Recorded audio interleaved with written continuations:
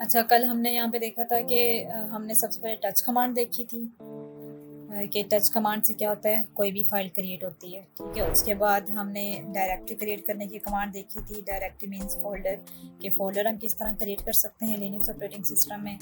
उसके बाद हमने तीसरे नंबर पे देखा था सीडी कमांड, कि सीडी कमांड किस लिए यूज़ होती है, किसी भी डायरेक्टरी के अंदर जाने के लिए। तो सीडी और आगे आपने अपनी डायरेक्टरी का नाम देना होता है, तो आप उस डायरेक्टरी के अंदर जा सकते हैं। उसके बाद हमने देखा था कि अगर हमने इस डायरेक्टरी से बाहर आना है तो भी हम cd कमांड को यूज़ करते हैं। तो उसके बाद हमने ll कमांड देखा था कि ll कमांड जो है ये हमें दिखाती है कि हमारे पास कितनी फाइल्स और डायरेक्टरीज हैं, उनकी पूरी डिटेल्स दिखाती है।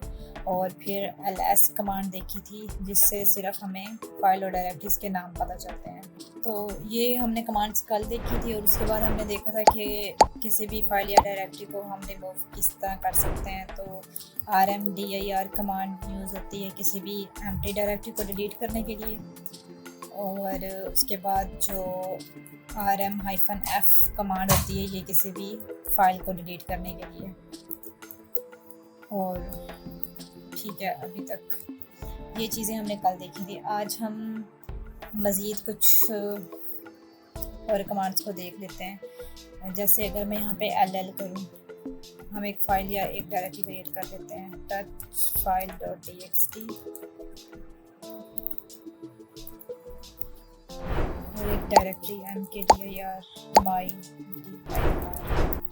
ठीक है, तो अभी यहाँ पे देखिए मेरे पास एक फ़ाइल है file.txt के नाम से और एक डायरेक्टरी है my.dir के नाम से। ठीक है, ये चीज़ें मैंने आपको बता दी थी कि ये टाइम होता है जिस टाइम पे ये फाइल या डायरेक्टरी क्रिएट हुई है, और ये डेट होती है, और ये इसका साइज़ होता है कि आपकी फ़ाइल का साइज़ कितना है, और ये चीज़ होती है कि इस फाइल या डायरेक्टरी को किस यूज़र ने क्रिएट किया। तो अभी आप यहाँ पे देखें, यहाँ पे मैं जिस यूज़र से लॉगिन हूँ उस यूज़र का यहाँ पे नाम आपको शो हो रहा होता है कि अभी मैं EC2 यूज़र से लॉगिन हूँ। अगर मैं रूट यूज़र से लॉगिन होना चाहूँ तो उसकी कमांड डिफरेंट है। अब EC2 यूज़र में और रूट यूज़र में डिफरेंस ये होता है कि EC2 आपका एक लोकल यूज़र होता है, मतलब इस यूज़र के पास आपके सिस्टम की सारी परमिशंस नहीं होती। मतलब ऐसा नहीं है कि जो EC2 यूज़र है ये आपके सिस्टम पे हर टास्क को परफॉर्म कर सके, इतनी एक्सेस इसके पास नहीं होती।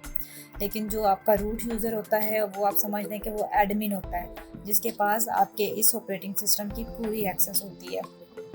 तो अगर आप एक नॉर्मल यूज़र से रूट यूज़र में स्विच करना चाहते हैं तो उसके लिए आप कमांड यूज़ करते हैं sudo space -i। तो ये कमांड किसके लिए है? लोकल यूज़र से रूट यूज़र में स्विच करने के लिए। अभी आप यहाँ पे देखेंगे जहाँ पे EC2 लिखा हुआ है, यहाँ पे ये कमांड एग्जीक्यूट करने के बाद यहाँ पे रूट हो जाएगा। तो ये चीज़ हो गई कि यहाँ पे अब इसका नाम आप जिस यूज़र से लॉगिन है वो रूट है। इसके बाद ये जो चीज़ होती है ना @IP और आगे ये पूरा IP दिया होता है, ये बेसिकली इस मशीन का नाम होता है। जो जिस मशीन को आप यहाँ पे यूज़ कर रहे हैं उसका नाम दिया हुआ है IP 17231444123। तो अगर हम इसको भी चेंज करना चाहें तो कर सकते हैं। मतलब अगर मैं अपने इस मशीन को कोई यूनिक सा नाम देना चाहूँ तो वो मैं इसको दे सकती हूँ। और उसके लिए हमारे पास कमांड होती है host name ctl set-host name, और उसके बाद आप जो भी अपनी मर्ज़ी से इस मशीन को नाम देना चाहते हैं वो आप दे सकते हैं। जैसे अगर मैं इसको नाम दूँ VM101, VM का मतलब वर्चुअल मशीन, और आगे ऐसे मैंने कोई नंबर लगा दिया कि मेरी इस मशीन का नाम जो है ना वो मैं VM101 रखना चाहती हूँ। ठीक है, तो ये सिंपल कमांड है आपकी। इसको आपने लिखना है कि ये कमांड आप यूज़ करते हैं होस्ट नेम चेंज करने के लिए। होस्ट का मतलब भी आपकी मशीन ही होता है। होस्ट नेम चेंज करने के लिए या वर्चुअल मशीन का नाम चेंज करने के लिए ये कमांड यूज़ होती है host name ctl set-host name। और यहाँ पे आपने वो नाम देना है जो भी आप अपनी मशीन का नाम रखना चाहते हैं। ठीक है, तो अभी देखें, अभी तक यहाँ पे वो जो नाम है मैंने जो VM101 दिया है वो यहाँ पे डिस्प्ले नहीं हुआ। तो ये अब डिस्प्ले यहाँ पे कैसे होगा, इसके दो तरीके हैं कि या तो आप इस मशीन को एक दफ़ा लॉग आउट करें और दोबारा से लॉगिन करें, या दूसरा आसान तरीका ये है कि आप सिंपल बैश की कमांड यहाँ पे एग्जीक्यूट कर दें। बैश से भी यही होता है कि आप लॉग आउट होकर दोबारा से लॉगिन हो जाते हैं, तो आपका ये जो नाम है वो आपको यहाँ पे फिर विजिबल होना शुरू हो जाता है। तो आपने यहाँ पे लिखना है बैश और उसके बाद एंटर करना है। तो यहाँ पे देखें ये पहले दिखा रहा है कि आप रूट यूज़र से अभी लॉगिन हैं और आगे दिखा रहा है कि आपकी मशीन का नाम 101 है। ठीक है, तो अभी आप यहाँ पे अगर LL कमांड को, ठीक है, यहाँ पे वो दिखा रहा है कि आपके पास ये इतनी फाइल और डायरेक्टरीज हैं जो कि हमने कल क्रिएट की थी। अच्छा, अब यहाँ पे ये चीज़ देखें कि पहले जब मैं EC2 यूज़र से लॉगिन थी और उस टाइम पे मैंने जो फाइल और डायरेक्टरीज क्रिएट की थी उनके इस जगह पे ये नाम शो हो रहा था कि ये जो पहले नंबर पे नाम होता है ये होता है ऑनर का नाम, कि इस फाइल या डायरेक्टरी को किसने क्रिएट किया, और दूसरे नंबर पे जो नाम होता है वो होता है ग्रुप का नाम। तो इसी तरह यहाँ पे ये जो फाइल और डायरेक्टरीज हैं ये रूट यहाँ पे लिखा रहा है, यानी कि इस डायरेक्टरी को जिसने क्रिएट किया वो रूट यूज़र था, और ये डायरेक्टरी जिस ग्रुप का पार्ट है उसको भी उस ग्रुप का नाम भी रूट है। अब ग्रुप यहाँ पे क्या होता है, ग्रुप ये होता है कि जो भी हमारे पास फाइल और डायरेक्टरीज ये होती हैं उनकी कुछ परमिशंस होती हैं कि कौन पर्सन इस फाइल या डायरेक्टरी को रीड कर सकता है, कौन पर्सन इस फाइल या डायरेक्टरी में कुछ एडिटिंग कर सकता है, या कौन इस फाइल या डायरेक्टरी को एग्जीक्यूट कर सकता है। ठीक है, तो वो परमिशंस आप जिन पर्सन्स को देते हैं, अगर फ़र्ज़ करें कि आपके कंपनी में 10 लोग हैं और उन 10 में से आप 5 लोगों को इस डायरेक्टरी की परमिशन देना चाहते हैं कि वो लोग इस डायरेक्टरी को रीड, राइट और एग्जीक्यूट कर सकते हैं, तो आप क्या करेंगे कि उन 5 मेंबर्स का एक ग्रुप बना देंगे, क्योंकि आपने उन सारों को एक ही जैसी परमिशन देनी है। तो उनका आप ग्रुप बना देंगे और उस ग्रुप का जो नाम होगा वो बेसिकली यहाँ पे आपको डिस्प्ले हो रहा होता है।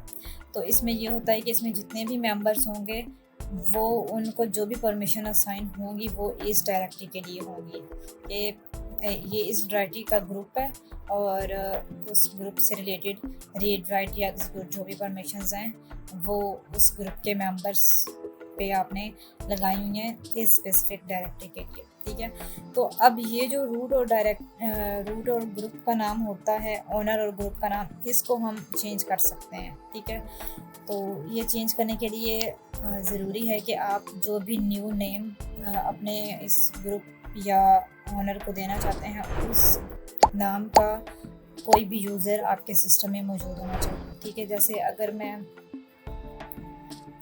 इस डायरेक्टरी के ओनर का नाम रखना चाहती हूँ यूज़र1, ठीक है, तो पहले क्या होना चाहिए कि यूज़र1 नाम से कोई यूज़र मेरे सिस्टम में ऐड होना चाहिए। तो मैं ये कैसे चेक कर सकती हूँ कि क्या यूज़र1 नाम का यूज़र मेरे सिस्टम में है या नहीं।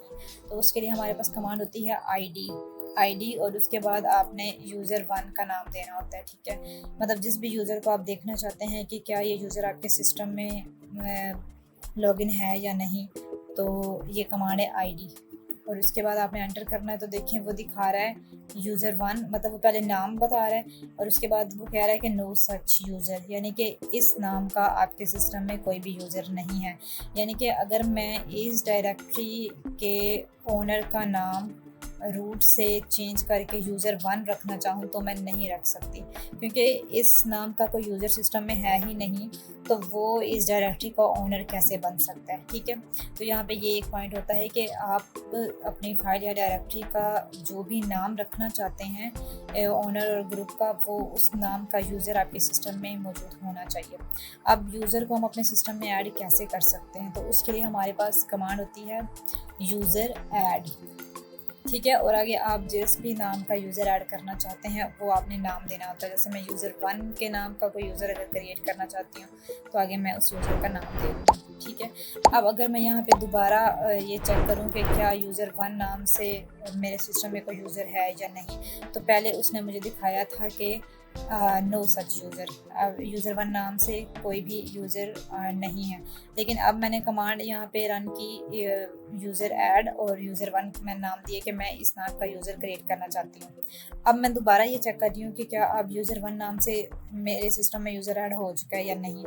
तो यहाँ पे देखें, जब जहाँ पे पहले उसने कहा था कि नो सच यूज़र, अब उस जगह पे वो कुछ UID GID और ये ग्रुप्स वगैरह दिखा रहा है। तो इस आउटपुट का मतलब होता है कि यस, जो यूज़र वन है वो अब आपके सिस्टम में ऐड हो चुका है। UID बेसिकली क्या होती है? User ID। जिस तरह हर बंदे का एक शनाख्ती कार्ड नंबर होता है, बिल्कुल उसी तरह आपके सिस्टम में जितने भी मेंबर्स को आप ऐड करते हैं उन सब मेंबर्स को एक यूनिक ID असाइन होती है। तो यूज़र वन को जो ID असाइन हुई है वो 1001 है, और जो इसको ग्रुप ID असाइन हुई है वो भी 1001 है, और किस ग्रुप का ये पार्ट है वो भी उस ग्रुप की ID भी 1001 है। ठीक है, तो इस आउटपुट का सिंपल ये मतलब होता है कि यूज़र वन नाम का जो यूज़र है ये आपके सिस्टम में ऐड है। अब हमने क्या करना है कि जो ये हमारी डायरेक्टरी वन है इसके हमने ऑनर का हम नाम चेंज करना चाहते हैं। हम चाहते हैं कि इसके ऑनर का नाम रूट ना हो बल्कि यूज़र वन हो। हमारे पास ऑनर चेंज करने की कमांड होती है CHOWN। CH का मतलब होता है चेंज, OWN का मतलब होता है ऑनर।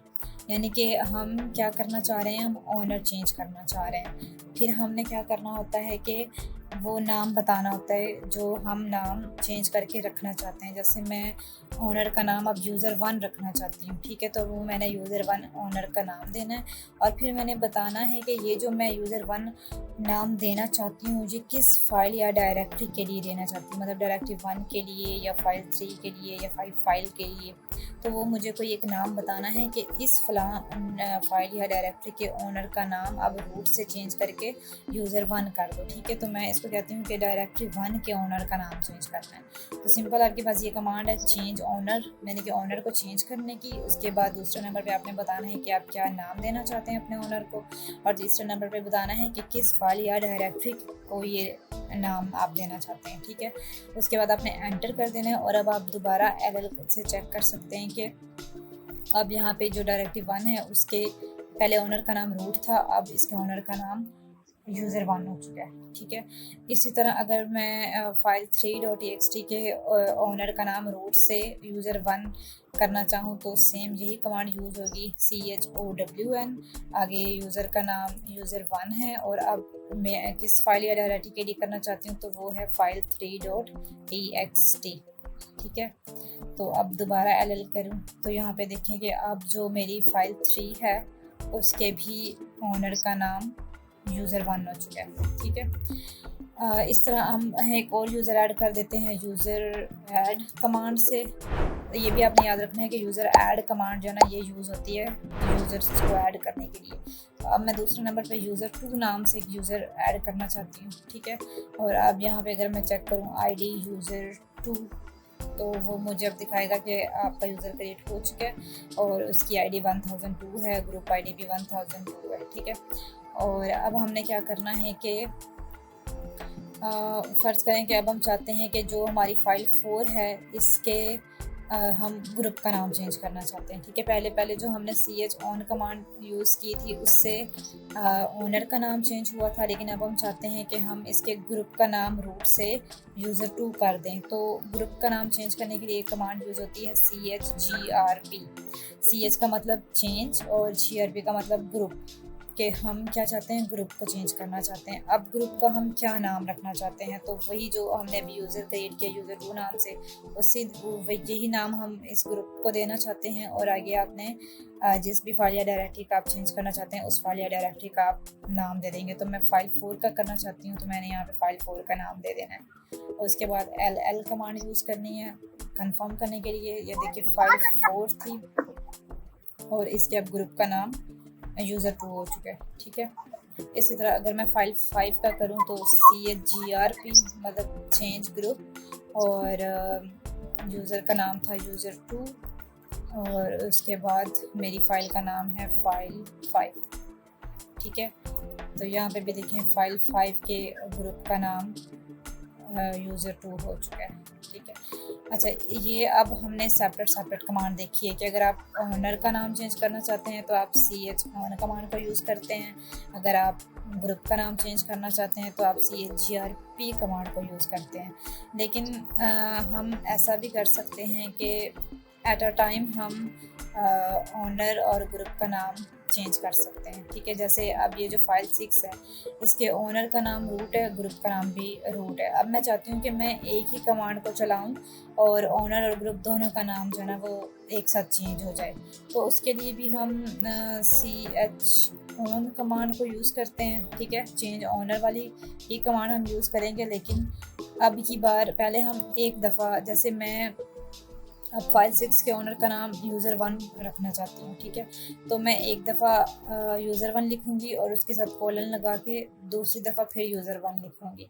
इसका मतलब ये है कि जो पहला नाम है ये मैं ओनर को देना चाहती हूँ और ये जो दूसरा नाम है ये मैं ग्रुप को देना चाहती हूँ, और आगे मैं अपनी फाइल या डायरेक्टरी का नाम मेंशन कर दूँगी फाइल 6। ठीक है, तो अभी क्या होगा, एट अ टाइम फाइल 6 के ओनर और ग्रुप का नाम यूज़र 1 हो जाएगा। सिंपल आपने क्या करना है कि आपने बस दरमियान में कोलन लगा देना है और कोलन के बाद भी अपने ग्रुप का नाम मेंशन कर देना है और एंटर कर देना है।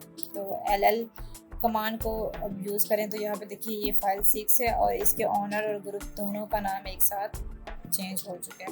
इसी तरह अगर मैं वापस इसके ओनर और ग्रुप का नाम रूट ही रखना चाहूँ तो दोबारा से मैं CHON कमांड यूज़ करूँगी और अब की बार मैं यहाँ पे रूट और आगे फाइल 6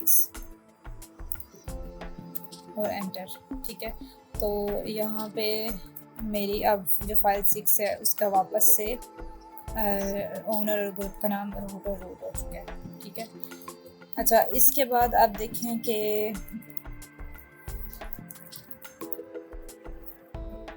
यहाँ पे अगर मैं डायरेक्टरी 1 के अंदर जाऊँ dir1 और इसके अंदर फ़िलहाल कोई भी फाइल या डायरेक्टरी जी 130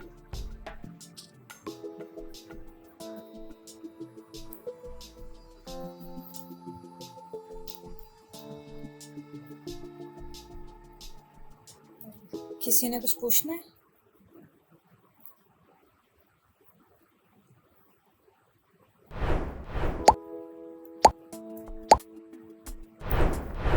अच्छा यहाँ पे मैं डायरेक्टरी 1 के अंदर गई हूँ। यहाँ पे मैं एक और डायरेक्टरी क्रिएट करती हूँ डायरेक्टरी 2 के नाम से और एक फाइल 3 file.txt के नाम से।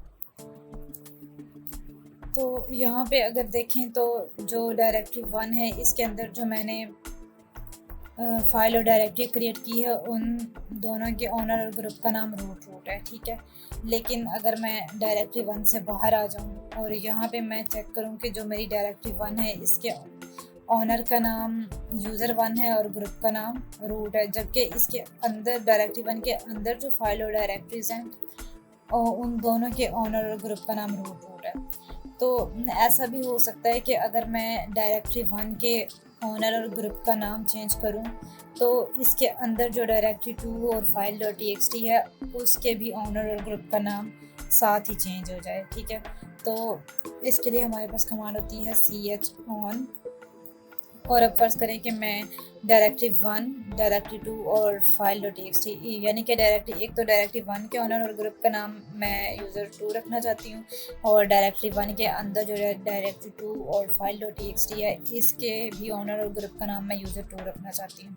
तो यहाँ पे पहले तो मैंने दोनों ओनर और ग्रुप का नाम मेंशन करना है कि ओनर का नाम यूज़र 2 रखना चाहती हूँ और ग्रुप का नाम भी यूज़र 2 रखना चाहती हूँ, और उसके बाद किस फाइल या डायरेक्टरी का, तो डायरेक्टरी 1 के। ठीक है, अब इस कमांड से सिंपल ये होगा कि जो डायरेक्टरी 1 है ना इसके ओनर और ग्रुप का नाम यूज़र 2 हो जाएगा, लेकिन इसके अंदर जो डायरेक्टरी 2 और file.txt हैं उनके ओनर और ग्रुप का नाम रूट ही रहेगा। तो अगर मैं चाहती हूँ कि डायरेक्टरी 1 के अंदर वाली भी फाइल और डायरेक्टरीज के नाम यूज़र 2 ही हो जाएं तो मुझे यहाँ पे सिर्फ एक फ्लैग यूज़ करना पड़ेगा -R।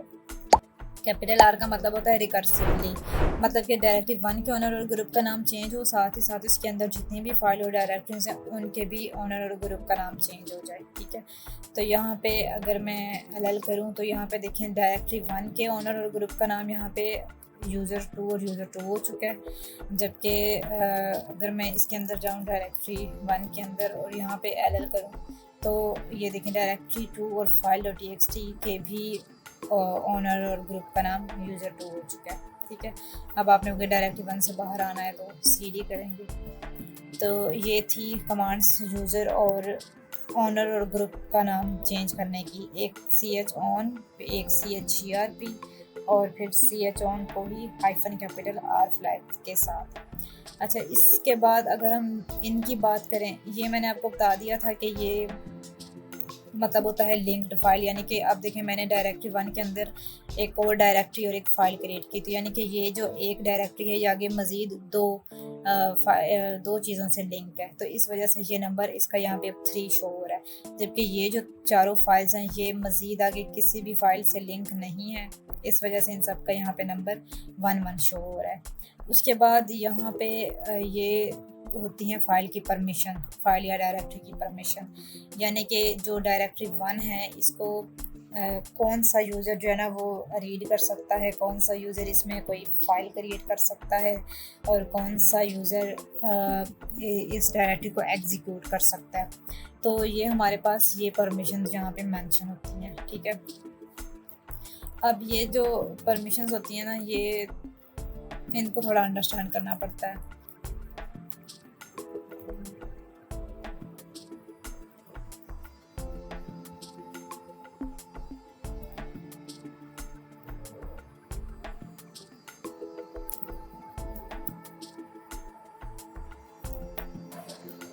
अच्छा, यहाँ पे अब ये हमारे पास परमिशंस इस तरह लिखी होती हैं कि ये जो परमिशन है ना ये डायरेक्टरी 1 के लिए है।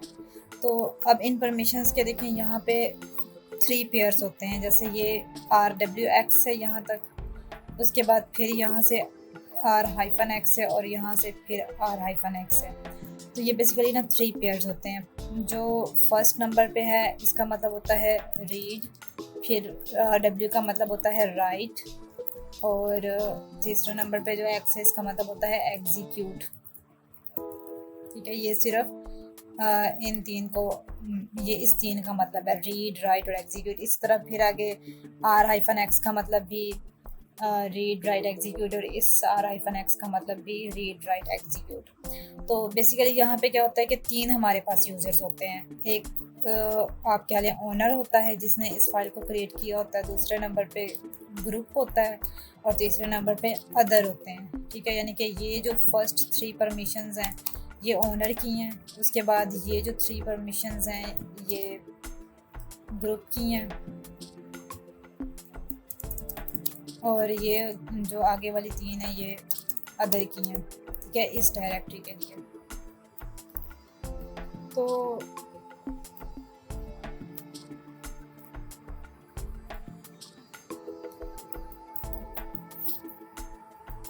अब इन रीड, राइट, एग्जीक्यूट का ना न्यूमेरिक नंबर होता है। रीड का मतलब होता है 4, राइट का मतलब होता है 3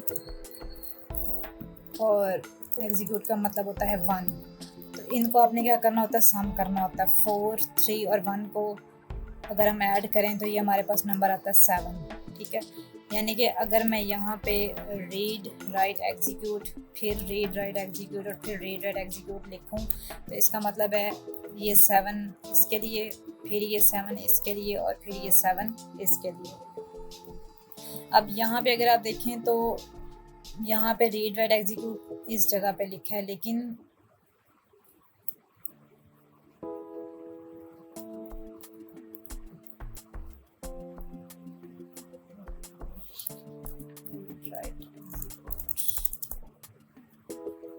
यानी कि ये RWX मीन 4, 3, 1, इनको अगर मैं सम करूँ तो यहाँ पे आएगा 7 और उसके बाद ये जो चीज़ है ना R-X से मुराद होती है कि R का नंबर 4 और यहाँ पे दरमियान से W मिसिंग है। W मिसिंग का मतलब है कि 0। और उसके बाद एक्स, एक्स का मतलब 1, यानी कि अगर मैं 4 और 0 और 1 को ऐड करूं तो ये आता है 5। इसी तरह ये जो R-X है, R का यहाँ पे 4, W मिसिंग है यहाँ पे तो 0 और X का नंबर 1, तो ये इसको भी अगर हम ऐड करें तो 5। तो ये यहाँ पे ये चीज़ होती है, यानी कि 7 5 5।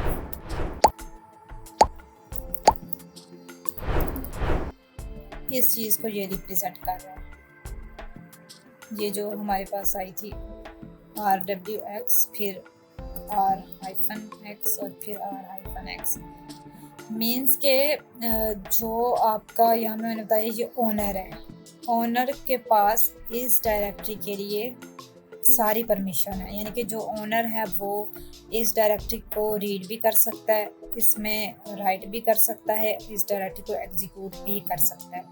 ये जो दूसरे नंबर पे है ग्रुप, ग्रुप के पास क्या है, रीड और एग्जीक्यूट की परमिशन है, लेकिन वो इसमें कुछ भी राइट नहीं कर सकता। मतलब इस ग्रुप में आपने जितने भी मेंबर्स को ऐड किया है वो सब लोग इस डायरेक्टरी को रीड कर सकते हैं, इसको एग्जीक्यूट भी कर सकते हैं, लेकिन वो इसको एडिट नहीं कर सकते, इसमें कोई भी फाइल नहीं क्रिएट कर सकते, उस फाइल में कुछ भी वो लिख नहीं सकते। इसी तरह अदर से मुराद होती है कि ऐसे पर्सन्स जो तो ना तो आपके सिस्टम के एडमिन है, ना ही उनको आपके सिस्टम की एक्सेस है, ठीक है। मतलब कि आपने उनको किसी भी ग्रुप में ऐड नहीं किया। इसके अलावा कोई थर्ड पर्सन है जिनको अगर आप ये डायरेक्टरी या फाइल शेयर करें, जैसे फ़र्ज़ कर लें कि हम कोई PDF फाइल किसी थर्ड पर्सन को शेयर करते हैं, तो वो क्या कर सकते होते हैं कि वो उस फाइल को सिर्फ़ और सिर्फ रीड कर सकते होते हैं, वो PDF फाइल में वो एडिटिंग नहीं कर सकते। लेकिन अगर मैं उनको एक वर्ड की फ़ाइल सेंड कर दूं, तो एक तो वो लोग उस फाइल को रीड भी कर सकते हैं, दूसरा वो उसमें एडिटिंग भी कर सकते हैं, यानी कि उनके पास रीड और राइट दोनों परमिशंस होती हैं। तो ये सेम यही चीज़ है कि जो अदर्स हैं उनको अगर आप ये डायरेक्टली शेयर करते हैं तो वो इसको रीड भी कर सकेंगे, एग्जीक्यूट भी कर सकेंगे, लेकिन वो कुछ भी इसमें राइट नहीं कर सकते। तो अगर हम इन परमिशंस को चेंज करना चाहें तो हम सिर्फ इस न्यूमेरिक मेथड से चेंज कर सकते हैं कि आपने फ़र्ज़ करें जैसे अभी इस डायरेक्टरी के लिए जो परमिशंस हैं वो नंबर्स में अगर हम शो करें तो वो ये हैं 755 से मुराद के ओनर के पास रीड राइट एग्जीक्यूट तीनों परमिशन है, ग्रुप के पास रीड और एग्जीक्यूट की है सिर्फ, और जो अदर्स हैं उनके पास भी रीड और एग्जीक्यूट की है। अगर मैं चाहूँ कि मुझे ओनर, ग्रुप और अदर तीनों को सारी परमिशन देनी है तो यहाँ पे फिर नंबर आता है 777 से मुराद ये फर्स्ट 7 रिप्रेजेंट करता है ओनर को, कि ओनर के पास रीड राइट एग्जीक्यूट तीनों परमिशंस हैं। सेकंड वाला जो है ये ग्रुप को रिप्रेजेंट करता है कि ग्रुप के पास रीड राइट एग्जीक्यूट तीनों हैं, और लास्ट वाला अदर को रिप्रेजेंट करता है कि अदर के पास भी रीड राइट और एग्जीक्यूट तीनों परमिशंस हैं। और आगे हम डायरेक्टरी का नाम मेंशन कर देते होते हैं कि इस डायरेक्टरी के लिए हम ये परमिशंस मेंशन कर रहे हैं। तो इसको अब यहाँ पे जो कमांड यूज़ होती है किसी भी फाइल या डायरेक्टरी की परमिशन चेंज करने के लिए, वो कमांड है chmod। ch का मतलब मॉड, ch का मतलब चेंज और मॉड का मतलब परमिशन, यानी कि हम chmod कमांड से परमिशन चेंज करना चाहते हैं। अब हम क्या परमिशन देना चाहते हैं, तो लेट्स से मैं 777 परमिशन देना चाहती हूँ, मतलब ओनर, ग्रुप और अदर तीनों परमिशन देना चाहती हूँ। और किस फाइल या डायरेक्टरी को, तो फ़र्ज़ करें मैं फाइल 3.txt की जो फाइल है मेरी, उसके लिए मैं ये तीनों मेंबर्स को तीनों परमिशन देना चाहती हूँ, ठीक है। तो यहाँ पे आपने नोट करना है कि अभी इसके पास जो परमिशन है वो यहाँ पे देखें, पहले फाइल 3.txt के पास जो परमिशन थी वो थी RW-, R-, और R-, यानी कि रीड और राइट की ओनर के पास थी, जबकि ग्रुप के पास सिर्फ रीड की परमिशन थी, राइट और एग्जीक्यूट की नहीं थी, और अदर के पास भी सिर्फ रीड की थी, राइट और एग्जीक्यूट की नहीं थी। लेकिन यहाँ पे जब मैंने ये कमांड एग्जीक्यूट की chmod 777 और फाइल 3.txt, तो अब देखें कि ओनर के पास रीड और एग्जीक्यूट तीनों परमिशन आ चुकी हैं, ग्रुप के पास भी रीड राइट एग्जीक्यूट तीनों परमिशन आ चुकी हैं, और अदर के पास भी रीड राइट और एग्जीक्यूट तीनों परमिशंस आ चुकी हैं, ठीक है। इस तरह अगर मैं इसको कुछ और परमिशन देना चाहूँ, जैसे अगर मैं फाइल मैं इसको परमिशन देती हूँ chmod 644 और आगे फाइल 3.txt नाम दे देती हूँ। तो 644 का क्या मतलब होगा?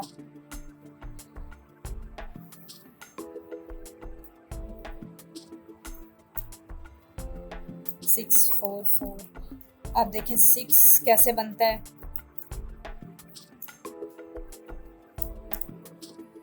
4 और 2 को सम करने से। उसके बाद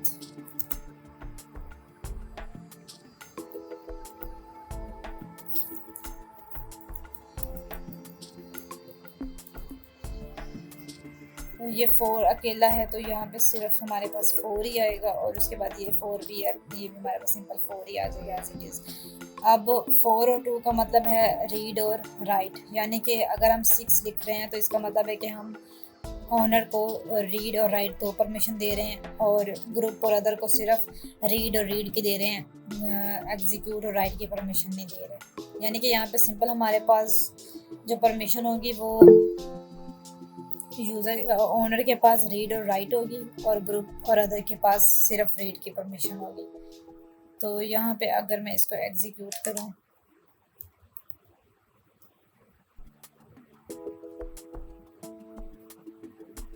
तो यहाँ पे देखें, पहले तीनों मेंबर्स के पास तीनों परमिशंस थी, लेकिन जब मैंने ये कमांड 644 की एग्जीक्यूट की तो यहाँ पे अब ये परमिशंस चेंज हो चुकी हैं। रीड राइट अब इसके पास एग्जीक्यूट की नहीं है, और इनके पास सिर्फ रीड और सिर्फ रीड की परमिशन है। ठीक है, तो इस तरह ये तरीका होता है परमिशंस को चेंज करने का। तो अब आज हमने जो कमांड्स देखी हैं, हमने एक ही टाइम पे जितनी कमांड एग्जीक्यूट की होती हैं उनको हम हिस्ट्री कमांड से चेक कर सकते हैं कि आज के दिन में हमने कौन कौन सी कमांड को एग्जीक्यूट किया है। तो यहाँ पे देखिए, हमने आज यूज़र ऐड करने की एक नई कमांड सीखी है। उसके बाद हमने ये कमांड सीखी है कि अगर चेक करना हो कि कोई यूज़र हमारे सिस्टम में मौजूद है या नहीं तो उसके लिए आईडी कमांड होती है। फिर चौन से हम ओनर का नाम चेंज कर सकते हैं। उसके बाद CHGRP से ग्रुप का नाम चेंज किया जा सकता है, और इस कमांड को यूज़ करके -R वाली कमांड को यूज़ करके हम ओनर और ग्रुप का नाम रिकर्सिवली चेंज कर सकते हैं। मतलब किसी एक डायरेक्टरी के अंदर जितनी भी फाइल और डायरेक्टरीज हैं उन सबके भी ओनर और ग्रुप के नाम एक साथ चेंज करने हैं तो -R का फ्लैग यूज़ किया जाता है, और CHMOD फाइल या डायरेक्टरीज की परमिशंस को चेंज करने की कमांड। तो आज के लिए इतना ही काफ़ी है, कल फिर हम इससे आगे मज़ीद कमांड्स को देखेंगे। ठीक है, अल्लाह हाफिज़।